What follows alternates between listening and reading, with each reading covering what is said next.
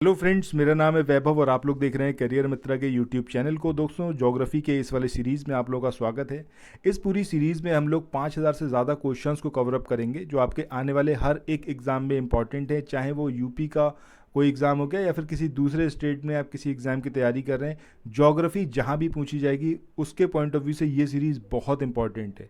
सो ज़रूर इसको फॉलो करिए। चैनल पर पहली बार आए हैं, चैनल को सब्सक्राइब करना और इस वीडियो के लिंक को शेयर करना बिल्कुल मत भूलिएगा। सो आइए शुरू करते हैं आज के अपने सेशन को।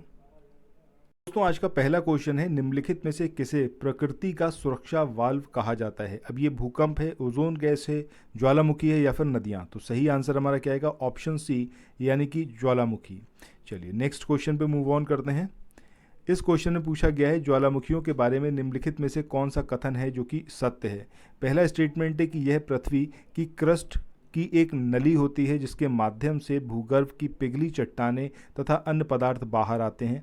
दूसरा है, अक्सर उनकी नली के चारों ओर गोल विहिपाकार पहाड़ी अथवा पर्वतीय भाग का विस्तार हो जाता है। तीसरा है, ज्वालामुखी जागृत, प्रसुप्त या शांत तथा मृत तीनों प्रकार जो है इसके उसमें वर्गीकृत किए जाते हैं। और चौथा है आपका उपर्युक्त सभी। सो जब हम वॉल्केनो के बारे में बात कर रहे हैं तो पहला स्टेटमेंट यहाँ पर एकदम सही है कि ज्वालामुखी है क्या एग्जैक्टली, कि पृथ्वी के अंदर की जो चट्टानें हैं वो वहाँ पर वो पिघल के और वो ऊपर आती हैं। ठीक है, उसके बाद वो अपने मतलब ये जैसा आप देखो कि ये यहाँ पर हमारा कुछ इस तरीके से नीचे से एक नली के उसमें बहती हुई ये ऊपर आती है पिघली चट्टानें, उसके बाद ये इस तरीके से फैल जाती हैं और यहाँ पर एक जो है पर्वतीय भाग का विस्तार हो जाता है। यही तो हमारा ज्वालामुखी है। सो पहला स्टेटमेंट और दूसरा स्टेटमेंट यहाँ पर एकदम सही है। इसके टाइप की बात करें तो इसमें 3 टाइप होते हैं। पहला है आपका जागृत, दूसरा है सुषुप्त या फिर शांत और तीसरा है मृत। जागृत का मतलब क्या है? ये हैं आपके एक्टिव वॉल्केनो जिनसे लगातार इरप्शन होता रहता है। दूसरे हैं प्रसुप्त या फिर शांत, इनको बोला जाता है डोरमेंट। मतलब ये ऐसा नहीं है कि काफ़ी लंबे समय से इनमें जो है कोई उद्गार नहीं हुआ है, कोई इरप्शन नहीं हुआ है। ठीक है, ये चीज़ होती है इसके अंदर, लेकिन ऐसा नहीं है एकदम डेड हो गए कि कभी अब इनके अंदर कुछ होगा ही नहीं। तीसरी स्टेट आती है जिसमें ज्वालामुखी मृत हो जाता है, मतलब अब उसमें कभी भी कोई इरप्शन नहीं होगा, उसको बोला जाता है डेड। ठीक है, सो ये 3 तरीके के टाइप होते हैं ज्वालामुखी के, तो तीनों ही स्टेटमेंट यहाँ पर हमारे सही हैं। नेक्स्ट क्वेश्चन की बात करते हैं।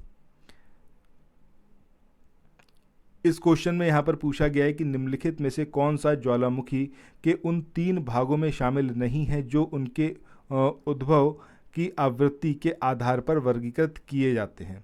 अब ये पहला है आपका जागृत ज्वालामुखी, ये तो एक टाइप है। प्रसुप्त ज्वालामुखी की बात करें, ये भी एक टाइप है। मृत ज्वालामुखी भी एक टाइप है, बट यौगिक ज्वालामुखी कोई टाइप नहीं है। सो हमारा आंसर क्या होगा? ऑप्शन डी, क्योंकि हमें यहाँ पर यही बताना था कौन सा जो है वो एक टाइप नहीं है। नेक्स्ट क्वेश्चन की बात करें, इसमें पूछा गया है कि किस ज्वालामुखी में अक्सर उद्गार होते रहते हैं? अब ये जागृत है, प्रसुप्त है, मृत है या फिर ये है आपका शांत ज्वालामुखी? तो सही आंसर हमारा क्या आएगा? एक्टिव वॉल्केनो, इसमें से हमेशा उद्गार होते रहते हैं। अगले क्वेश्चन की बात करें कि किस ज्वालामुखी में ऐतिहासिक काल से उद्गार नहीं हुए हैं? अब ये कौन सा वाला है? ये जागृत है, प्रसुप्त है, शांत है या फिर ये आपका मृत ज्वालामुखी है?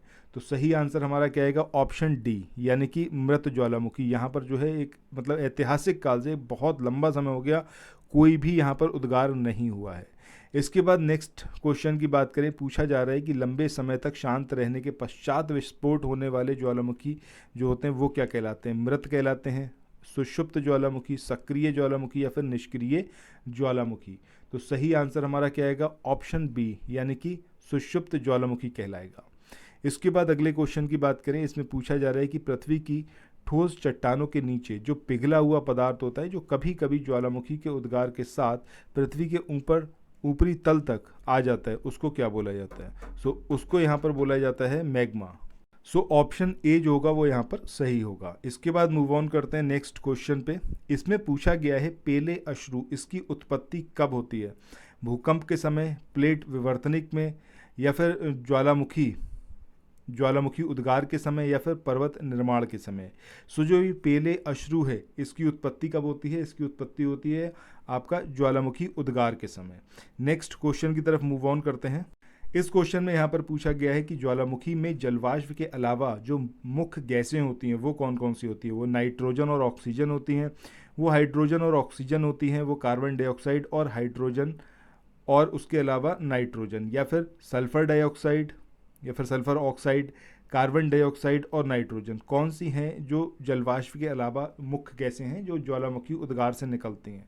सो ये है आपकी कार्बन डाइऑक्साइड, दूसरी है हाइड्रोजन और तीसरी है नाइट्रोजन। ये मेन गैसेस हैं जो ज्वालामुखी जब इरप्शन होता है, जो उद्गार होता है, उसके थ्रू बाहर आती हैं। इसके बाद आज के इस सेशन के आखिरी क्वेश्चन की बात करते हैं। ज्वालामुखी उद्गार के फलस्वरूप प्राप्त लावा एवं धरातलीय चट्टानों के टुकड़ों को सम्मिलित रूप से क्या कहा जाता है। अब इनको पायरोक्लास्टिक बोला जाता है, ब्रेसिया को बोला जाता है, लेपली बोला जाता है, या फिर स्कोरिया बोला जाता है। तो सही आंसर हमारा क्या आएगा, पायरोक्लास्टिक, ये इनको बोला जाता है। जो भी ज्वालामुखी उद्गार के बाद जो है, मतलब उसके फलस्वरूप जो है लावा या फिर धरातलीय जो चट्टानों के टुकड़े हैं, इन दोनों को अगर मिला दें तब क्या बोला जाता है, उसको पायरोक्लास्टिक। सो दोस्तों, इसी के साथ आज के इस वाले सेशन को यहीं पर एंड करते हैं। फिर मिलते हैं नेक्स्ट वीडियो में। अगर आपने अभी तक चैनल को सब्सक्राइब नहीं किया है तो चैनल को सब्सक्राइब जरूर करिए और नोटिफिकेशन बेल के आइकन को ज़रूर प्रेस करिए। Thank you so much.